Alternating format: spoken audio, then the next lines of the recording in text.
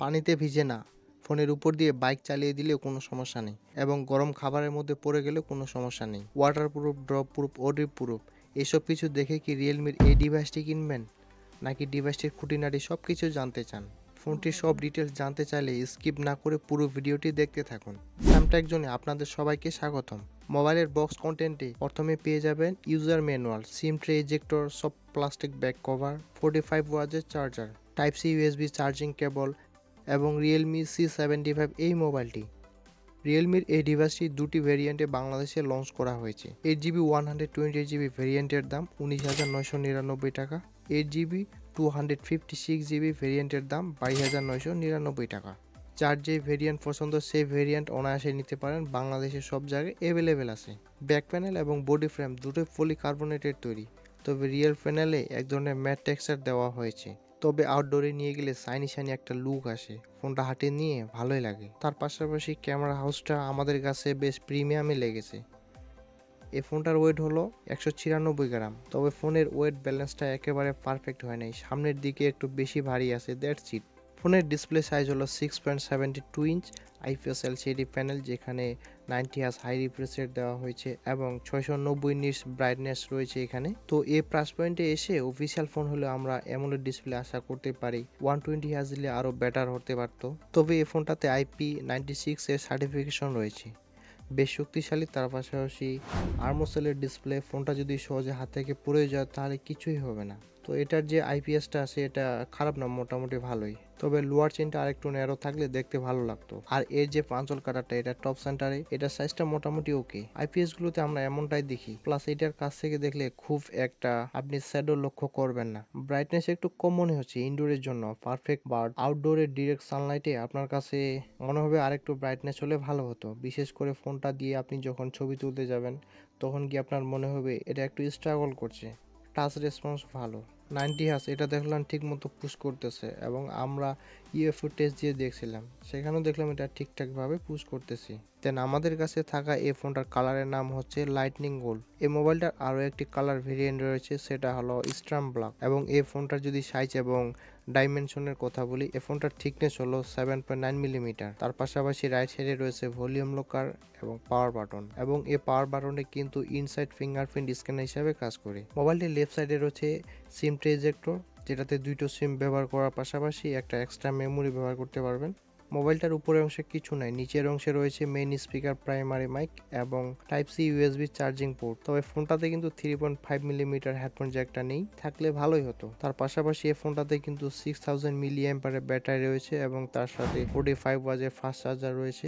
Charge ব্যাকআপের কথা যদি আমরা বলতে যাই, আমার ফোনটা একবার ফুল চার্জ করার পর 2 দিনের মতো ব্যাটারি ব্যাকআপ পেয়েছি, মোটামুটি বেশি ইউজ করে। তার পাশাপাশি আমরা যখন লং টাইমে ভিডিও দেখেছি এবং গেমিং করেছি তখন স্ক্রিন অন টাইম আমরা চার্জ ব্যাকআপ পেয়েছি প্রায় 9 ঘন্টার একটু বেশি। যাই হোক, এই ফোনটাতে অপারেটিং সিস্টেম হিসাবে রয়েছে অ্যান্ড্রয়েড লেটেস্ট 14 ভার্সন, ইউআই হিসাবে রিয়েলমি লেটেস্ট ইউআই 5.0 রয়েছে এবং তার পাশাপাশি এই ফোনটাতে 8GB র্যাম এর পাশাপাশি 16GB ভার্চুয়াল র্যাম ইউজ করার সুবিধা রয়েছে। দেন এই ফোনের ইউআই এক্সপিরিয়েন্স এর কথা যদি বলি, আননেসেসারি অ্যাপস রয়েছে, তবে আপনারা চাইলে সেই অ্যাপসগুলো ধরে ধরে ডিলিট করতে পারেন। সেই অ্যাপসগুলো না থাকলে একটু বেশি ভালো হতো। তবে ফোনটা ইউজ করতে গিয়ে আমরা কোনো র্যাম ম্যানেজমেন্ট প্রবলেম পাইনি, তার পাশাপাশি ল্যাগিং ইস্যুটা আমার এই ফোন থেকে পাইনি। 8GB র্যামের ফোন, তার পাশাপাশি আপনি যদি একটু ভার্চুয়াল র্যাম ইউজ করেন সো ওভারঅল একটা বুটস্ট্র্যাপ পারফরমেন্স পাওয়া যায়। সো সেই ক্ষেত্রে ইউআই থেকে ওভারঅল আমরা কোনো ধরনের প্রবলেম পাইনি, একদম ব্যাটারি স্মুথ পারফরমেন্স পেয়েছি এই ফোনটা থেকে।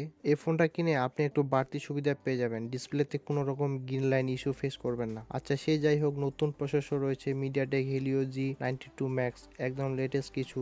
এবং হ্যাঁ, আমাদের হাতে প্রথম স্মার্টফোন এই প্রসেসর যুক্ত। দেন এই ফোনটার রিয়ারে রয়েছে 15 মেগাপিক্সেল ডুয়েল ক্যামেরা সেটআপ এবং এই 50 মেগাপিক্সেল ডুয়েল ক্যামেরা দিয়ে তোলা ছবিগুলো পারফরমেন্স কথা বলতে গেলে ডে লাইট কন্ডিশনে যথেষ্ট ভালো ছবি তুলতে পেরেছি। আলো ভালো পেলে ভালো ছবি তোলা যায়। কালার ডিটেলস ওভারঅল ঠিকঠাক আছে। অ্যাকুরেসির কিছুটা ঘাটতি ছিল, তার পাশাপাশি ছবি আমাদের কাছে ওভার স্যাচুরেটেড মনে হয়নি। তার পাশাপাশি পোর্ট্রেট মোডে যখন ছবি তুলেছি ডাইনামিক রেঞ্জ এজ ডিটেকশন মোটামুটি ভালোভাবে ধরে রাখতে পারছিল। তবে এই ফোনটার প্রাইস হিসাবে ক্যামেরা যদি আরেকটু ভালো হতো তাহলে আমাদের কাছে আরও বেশি ভালো লাগতো। তার পাশাপাশি আমরা ফোনটা দিয়ে ভিডিও শ্যুট করেছি। 1080p 30fps ভিডিও শ্যুট করা যায়। ফোনটা যেহেতু ওআইএস নাই, সো আমরা ভিডিও শ্যুট করার সময় বেশি পরিমাণে শেকি ফিল পেয়েছি। ফ্রন্ট প্যানেলে রয়েছে 8 মেগাপিক্সেল সেলফি ক্যামেরা। এই প্রাইসে সেলফি ক্যামেরাটা আরও বেশি দেওয়া উচিত ছিল। 16 মেগাপিক্সেলের দিলে আরও ভালো হতো। তবে যখন আমরা সেলফি তুলেছি 8 মেগাপিক্সেল হলে খুব সুন্দর ছবি তুলতে পেরেছি। বিশেষ করে প্রোফাইল লাইটের বেশ ভালোই ছবি উঠেছে, কালার ডিটেলসও যথেষ্ট ভালো ছিল। সেই সাথে এই মোবাইলটাতে ক্যামেরা টু এপিআই সাপোর্ট রয়েছে। তো আপনি চাইলে ইন ফিউচারে এই মোবাইলটাতে ম্যানুয়াল ক্যামেরা অর্থাৎ জিকেম ইউজ করতে পারবেন। ডুয়েল স্পিকার আছে, সাউন্ড কোয়ালিটি বেশ ভালো, সাউন্ড লাউড অ্যান্ড ক্লিয়ার। এটার সাউন্ড যদিও একটু বেশি, এটা স্বাভাবিক ব্যাপার হয়ে গেছে কম বাজেটের ফোনের জন্য, তবে ক্লিয়ার সাউন্ডও পাওয়া যায়। কথা বলে মজা পাবেন এই ডিভাইসে, কারণ এটার রিয়ার বেস সাউন্ড আবার ভালো আছে। নেটওয়ার্ক রিসিপশনে কোনো সমস্যা নেই, বোথ কানেকশনে সেই জায়গায় ঠিকঠাক পেয়েছি। বাট আপনি গেমিংয়ে কিন্তু তেমন রেজাল্ট পাবেন না। গেমিংয়ের ক্ষেত্রে আপনি বুঝতে পারবেন G89 এর চাইতে এগিয়ে আছে অবশ্যই। আমি মনে করি বেসিক গেম এর জন্য পারফরমেন্স মোটামুটি ঠিকঠাক হয়ে আছে।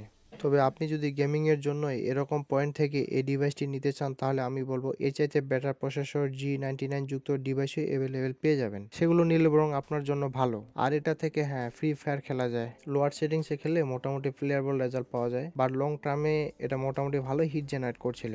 23,000 টাকায় যখন আপনি এই প্রসেসরটা পাবেন তখন আপনার কাছে একটু ছোটই মনে হবে সেই জায়গায়, কিন্তু এটা পিছিয়েই পড়ে। যারা রাফ অ্যান্ড টাফ ইউজার, যাদের পানি ঢোকার একটা পসিবিলিটি থাকতে পারে এবং ভয় আছে, দীর্ঘদিন একটা ডিভাইস ওইভাবে ব্যবহার করতে চাচ্ছেন, তারা চয়েস করতে পারেন। যারা একটা ডিসেন্ট পারফরমেন্স চান, হেভি গেমিং করব না, বাট আমার ইউআই থেকে একটা স্মুথ রেজাল্ট চাচ্ছি, তাতেই সন্তুষ্ট আছি, রেগুলার পারফরমেন্স ভালো হলেই চলবে এবং র্যাম মেনটেন্যান্স একটু ভালো হওয়া চাই, তাদের জন্য এই ডিভাইসটা ঠিক আছে। তো আজকের জন্য এই ভিডিওটা এখানে শেষ করতেছি। পরের ভিডিওতে আরও একটা ফোনের উড়াধুরা রিভিউ নিয়ে হাজির হব। ততদিনে সবাই ভালো থাকবেন।